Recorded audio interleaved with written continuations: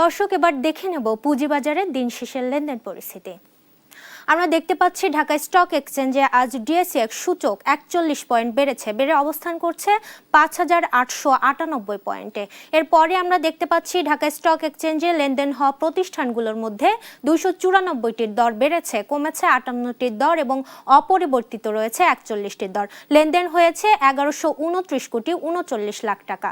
এরপরে আমরা দেখতে পাচ্ছি ঢাকা স্টক এক্সচেঞ্জে টপ গেইনার তালিকার প্রথম অবস্থানেই রয়েছে ন্যাশনাল পলিমার ইন্ডাস্ট্রিজ পিএলসি, দ্বিতীয় অবস্থানে রয়েছে আইএফআইসি ফার্স্ট মিউচুয়াল ফান্ড, তৃতীয় অবস্থানে রয়েছে Exim bank first mutual fund.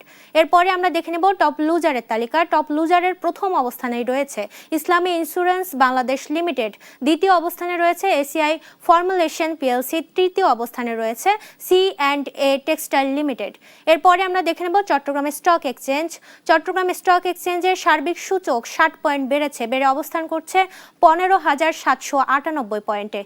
এছাড়া চট্টগ্রাম স্টক এক্সচেঞ্জে লেনদেন হওয়া প্রতিষ্ঠানগুলোর মধ্যে আমরা দেখতে পাচ্ছি দর বেড়েছে ১৪৯টির, কমেছে ৭৬টির এবং অপরিবর্তিত রয়েছে ৩০টির দর। লেনদেন হয়েছে ১৯ কোটি ২ লাখ টাকা।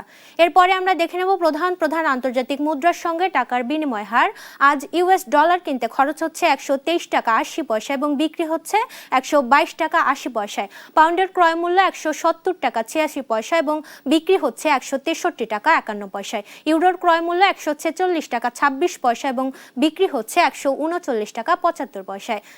এছাড়া আমরা দেখতে পাচ্ছি জাপানি ইয়েনের আজ ক্রয় মূল্য ৭৯ পয়সা এবং বিক্রি হচ্ছে ৭২ পয়সায়। সৌদি রিয়ালের ক্রয় মূল্য ৩৩ টাকা ৩৬ পয়সা এবং বিক্রি হচ্ছে ৩২ টাকা ৬০ পয়সায়। মালয়েশিয়ান রিঙ্গিতের ক্রয় মূল্য ৩০ টাকা ৭৬ পয়সা এবং বিক্রি হচ্ছে ২৯ টাকা ৮৫ পয়সায়। এছাড়া আমরা দেখতে পাচ্ছি সিঙ্গাপুরি ডলারের ক্রয় মূল্য ৯৯ টাকা ২৮ পয়সা এবং বিক্রি হচ্ছে ৯৪ টাকা ৭৪ পয়সায়। ইন্ডিয়ান রুপির ক্রয় মূল্য ১ টাকা ৩৭ পয়সা এবং বিক্রি হচ্ছে ১ টাকা ২০ পয়সায়। চাইনিজ ইয়েনের ক্রয় মূল্য ২০ টাকা ৯ পয়সা এবং বিক্রি হচ্ছে ১৮ টাকা ৭ পয়সায়।